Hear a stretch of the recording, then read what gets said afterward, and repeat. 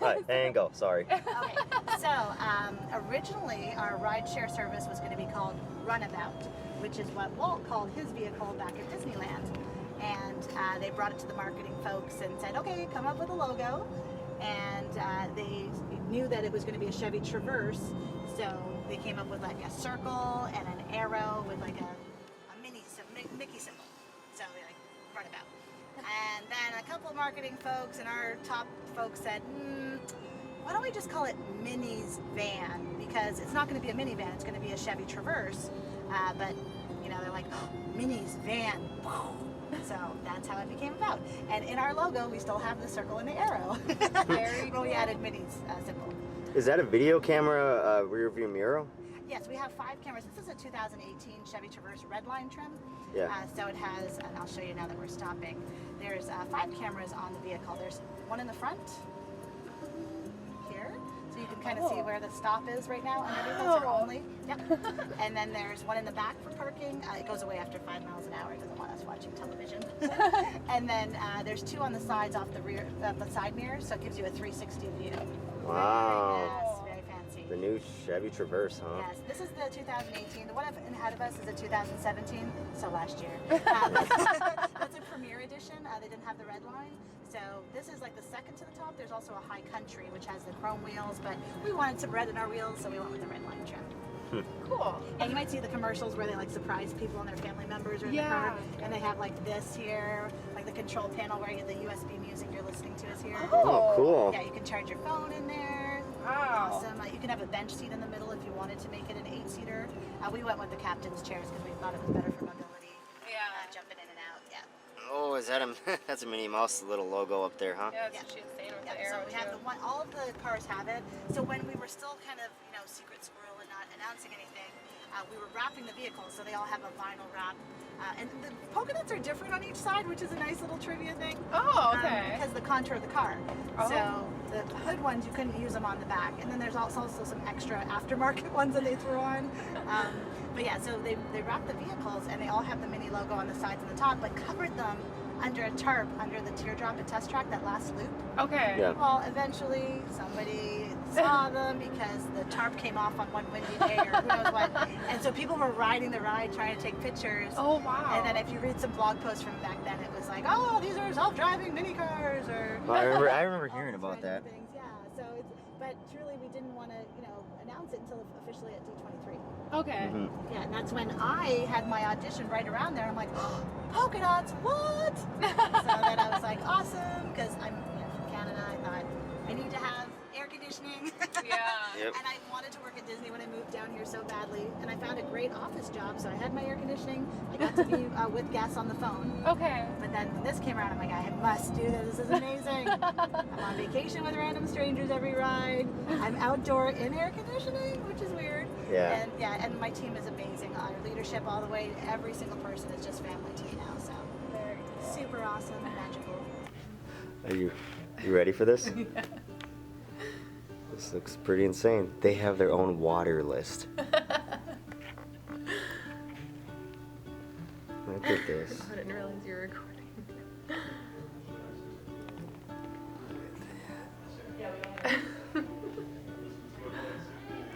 So this is the Queen Victoria room. Oh my gosh. Wow.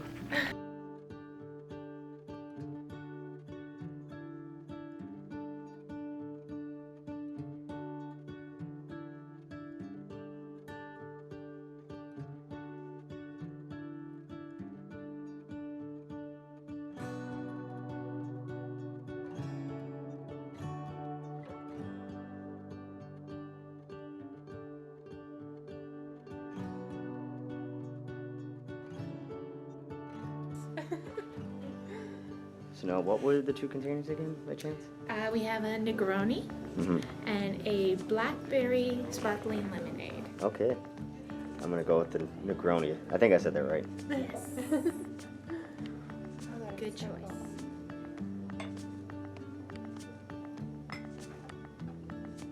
And those are enhancements for the other one? Yes.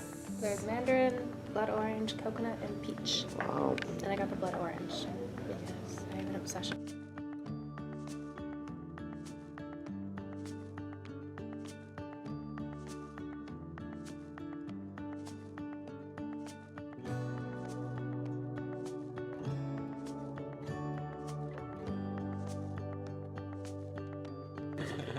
So now that one's from Scotland, huh? This one is from Scotland. So does it come out of a specific type of spring or?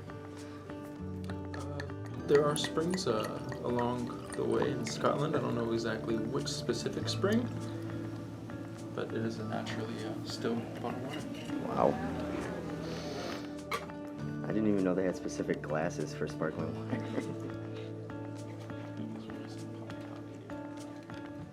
Pop top, dear goodness.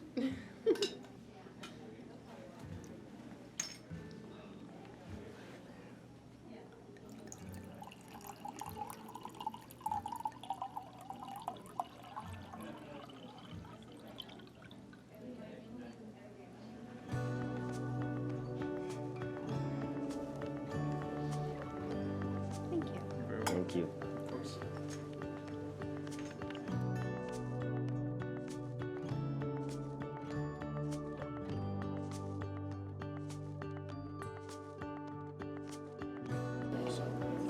The first breads are recipes of Chef Eric Herberchef, who's originally from Austria. This is unsalted butter from the Vermont Creamery. Okay. And we also provide the Malden sea salt from England that you can utilize in the butter or to utilize throughout your meal if you so choose as well. Thank you. Thank you.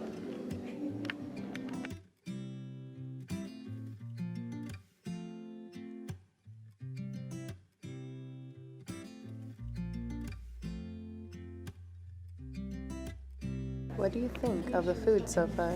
It's been amazing.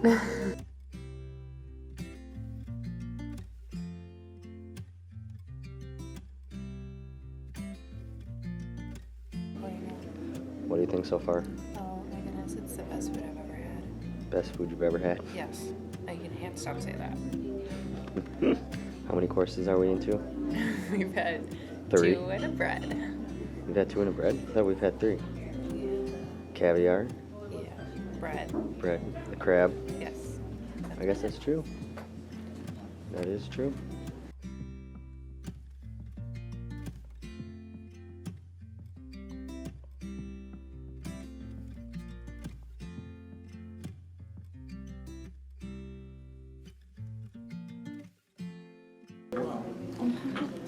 It's also sitting in a broth of tomato water with a little bit of basil oil incorporated into that as well. So that's where the aroma is coming from. Ooh, that smells so good.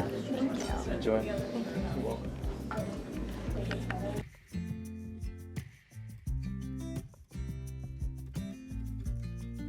Few courses that we have.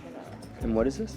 This is braised beef short ribs. It's on a potato mousseline with honey and lemon mushrooms. There's a bit of potato glass right on top.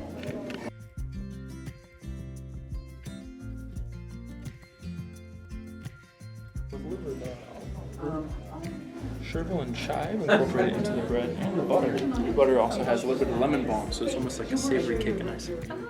Okay, thank you. So you just had some of the professional brioche bread from the master baker.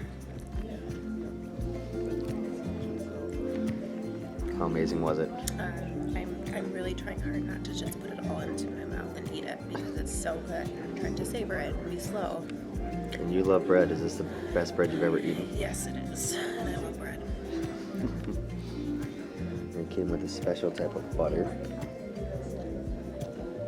for this particular bread. That was really good. It's like eating like cake. It's so soft. But it's salty, so it's weird. It's not like salty isn't bad, but it's more like it's like a brioche bread. Like there's flavor and seasoning to it. So good. So can you handle this? No. Are you be able to go to another restaurant? No, probably not. not gonna eat ever again. That's not good for you.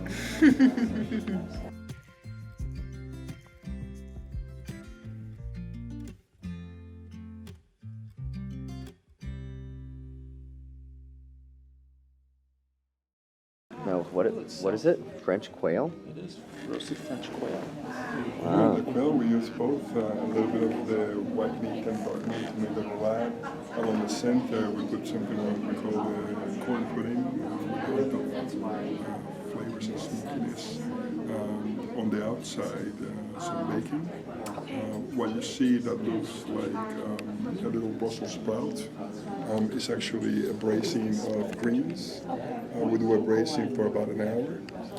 The braising is going to get a little darker in color, so what we do is that we take a spinach leaf, put it in hot water and cold water until it's almost shiny, and then we wrap the braising and make it look just like a little Brussels sprout. This is just perfectly light. The two sauces. That's always fun. That was really good.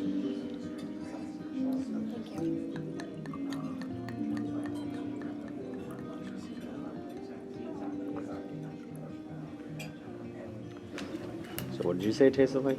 It tastes like a turkey leg. It tasted like a lighter version of that. It was Yeah. really, really good. I'm trying to remember what everything tastes like.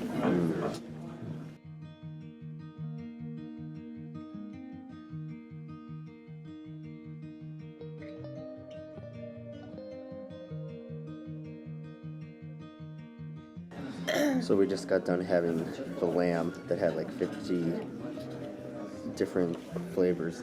It was amazing. It was so cool. Like it went from dark to bright on the inside. It was so cool. And our last dish was inspired by a corn dog. But it's fancy. It tasted nothing like a corn dog. What do you think right now, as it stands? Did this make your top dish or no? Or do you still like the caviar, or are you just gonna go with bread every time? I don't even know. I don't know if I have a top dish right now. They've all been that good. You're gonna have to wait for the Japanese grade A5 Wagyu beef that I ordered. Sure, we'll go with that. It's gonna be great. I'm so excited. But the lamb was really, really good. Yeah, that was amazing. Definitely would eat lamb again because of that. Oh yeah. Oh yeah. Even the curry. You like the curry. I did, and I hate curry. All right, sweet. Can't wait for some more.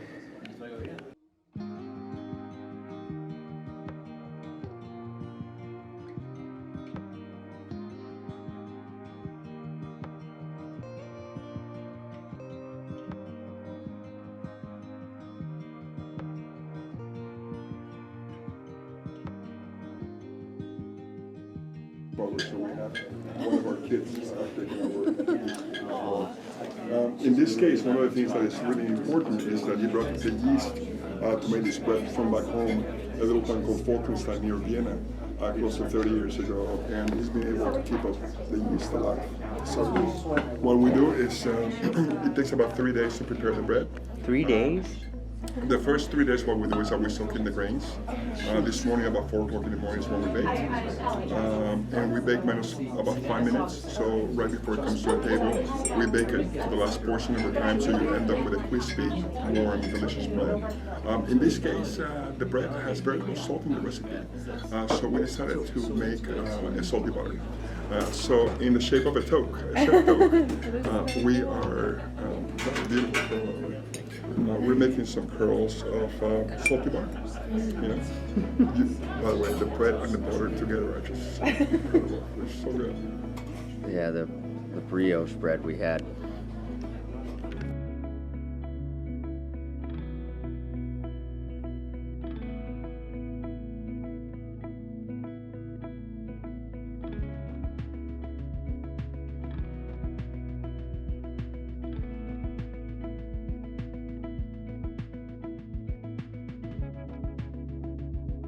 So Chris is now trying Wagyu beef.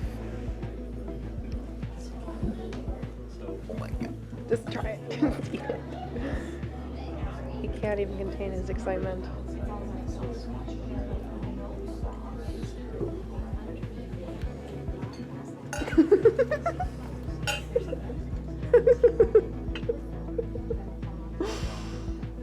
I don't think Chris is ever gonna eat beef again.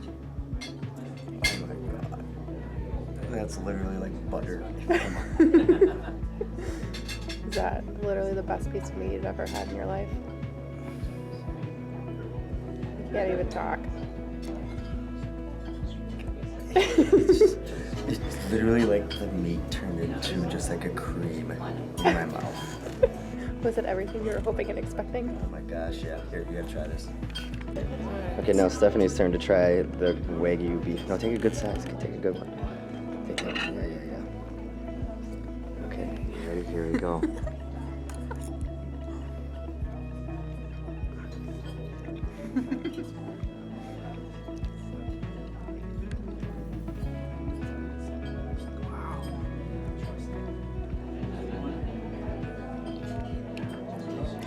That's very good beef. It doesn't even taste like beef.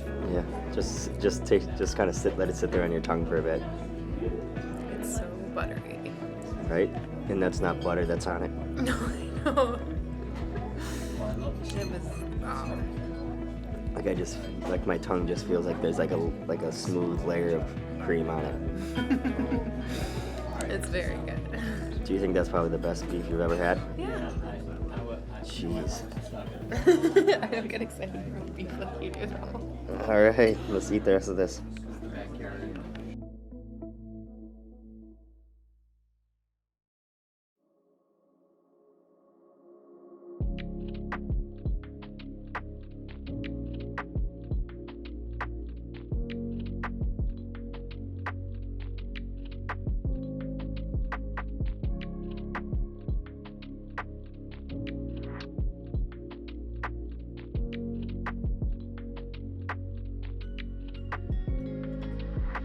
This here.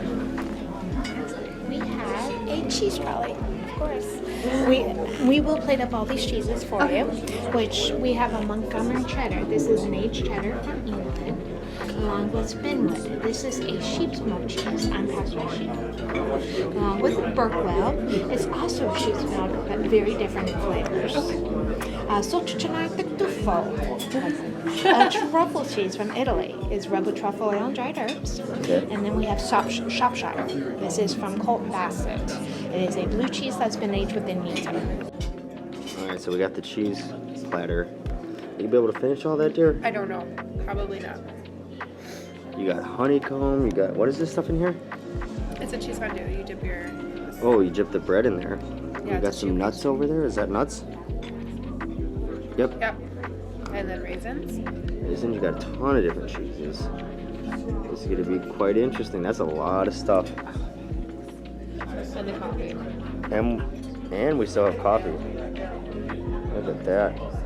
It's pretty cool. Looks like it's gonna percolate in there. This is pretty epic.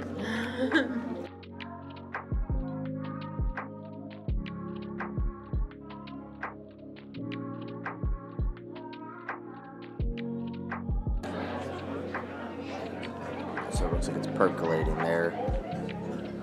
And we are done with our cheese plates. All right, dear, what do you think about that cheese? You've been waiting for that cheese. It was amazing. That honeycomb was so good. What'd you have the honeycomb with? The blue cheese. The blue cheese, huh? Oh boy. I'm so full right now. I didn't think I would be full. Really? With all those tiny portions? You were full?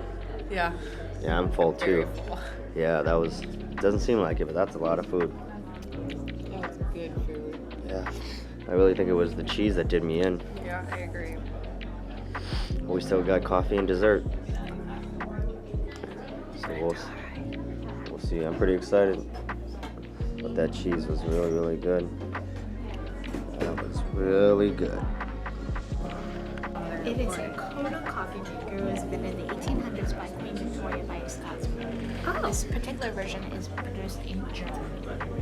But it's a siphon pod, a reverse vacuum percolator, has been used. What we did is the water was in the bottom and the grinds are on top. We lit the flame. The flame heats up the water in the air, creates a steam, pushes the water up through the tube in the center, up into the top, and it goes to coffee. once most of it, like it is now, is up there, we will remove the flame, air will contract, create that vacuum, and it'll come down quite quickly with a swish, if everything works out. And where can you, obviously this is not something that's used that often. Very cool. What is the benefit of this over like a French press or like a V60? Like what does it do that's different to this kind of coffee? It's a gentle brewing process. It doesn't. Okay. It kind of brings out the essence of the grain. Okay. Awesome. So you don't get the bitterness. Yeah. Oh.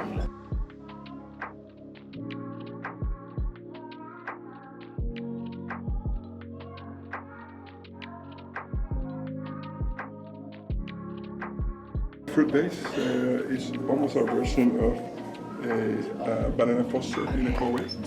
This one is going to have mascarpone cream along with some caramelized bananas, and it's one of my favorites in the tradition of the restaurant. So I hope you enjoy. Okay, so this is our Sorry. pre-dessert. Yeah, because we get pre-dessert. Yeah, pre-dessert. Oh my goodness. Oh my goodness. All right, give it a shot. Let's see what's going on.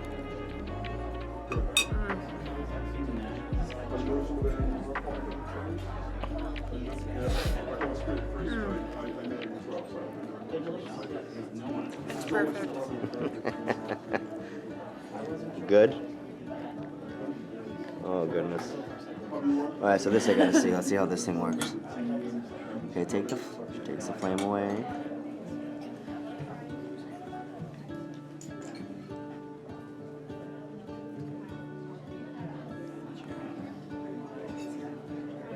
Oh wow, look at that.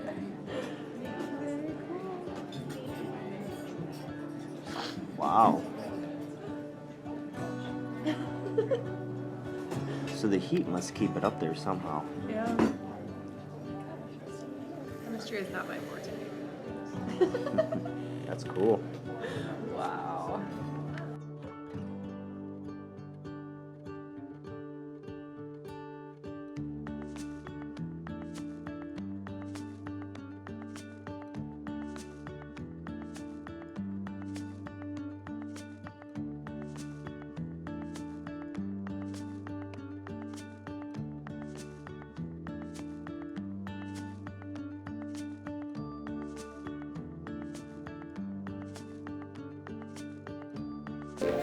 So this is a little chocolate box. I would like to present it.